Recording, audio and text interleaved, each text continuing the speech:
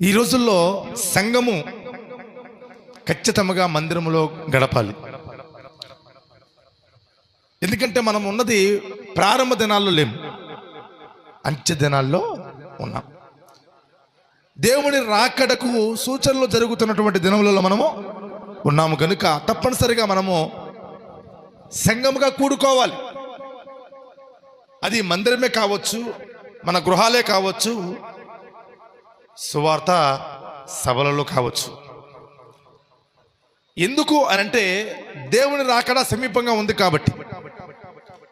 జనము మీదకి జనము, రాజ్యం మీదకి రాజ్యములు లేచును అని ఆయన రాకడకు సూచనలలో దేవుడు వీటిని కూడా చెప్పడం జరిగింది. మీరు శ్రద్ధగా విన్నట్టయితే ఆయన వెళ్ళిపోయిన తర్వాత కూడా అపోస్తలుడైన పౌలు గారు హెబ్రీ సంఘానికి కూడా చెబుతూ ఉన్నారు. ఏమని? కొందరు మానుకొనుచున్నట్లుగా సమాజముగా కూడుట మానక ఆ దినము సమీపిస్తున్నది మీరు చూచిన కొలది మరి ఎక్కువగా అలాగూ చేయుచు ప్రేమ చూపుటకును సత్కార్యములు చేయుటకును ఒకరినొకరు పురుకొల్పు కొనవలనని ఆలోచించము అంటాడు హెబ్రీయులకు రాసిన పత్రికలో. ఈ మాట నాకు చాలా ఇష్టమైనటువంటి మాట అండి. అందుకోసమే నా హృదయంలో ఉంటుంది ఈ మాట. ఎందుకు సంఘముగా కూడుకోవాలి, మనం సమాజముగా ఎందుకు కూడుకోవాలి, ఎందుకు మనమందరం కలిసి దేవుణ్ణిలో గడపాలి అంటే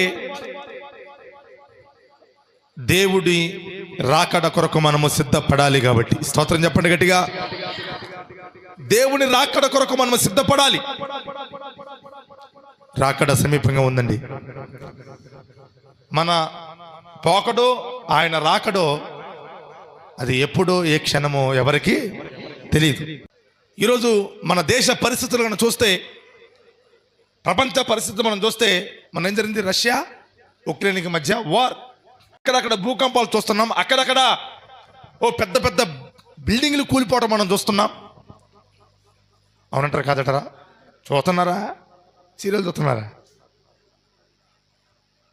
చూస్తున్నారా లేకపోతే వేరే చూస్తున్నారా? అప్పుడప్పుడు ఏదో కూడా చూసినా సరే కొద్దిగా ప్రపంచంలో జరుగుతున్న పరిస్థితులు అంటే మనము చూడాల్సినటువంటి అవసరం ఉంది.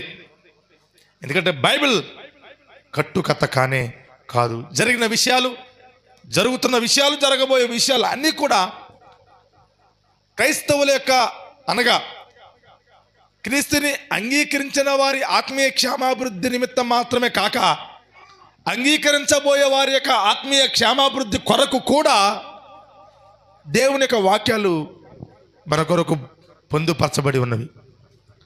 అనేక మంది భక్తుల ద్వారా ఆయా కాలాల్లో, ఆయా సందర్భాల్లో, ఆయా ప్రాంతాల్లో మన కొరకు దేవుడు రాయించాడు. చదువుకొని పక్కన పడటానికి కాదు, అందులో ఉన్నాయి జరుగుతున్నాయా జరగట్లేదని చూడటానికి, అందులో దేవుడు చెప్పినట్లుగా మనం సిద్ధపడటానికి అన్న సంగతి జ్ఞాపకం చేసుకోవాలి.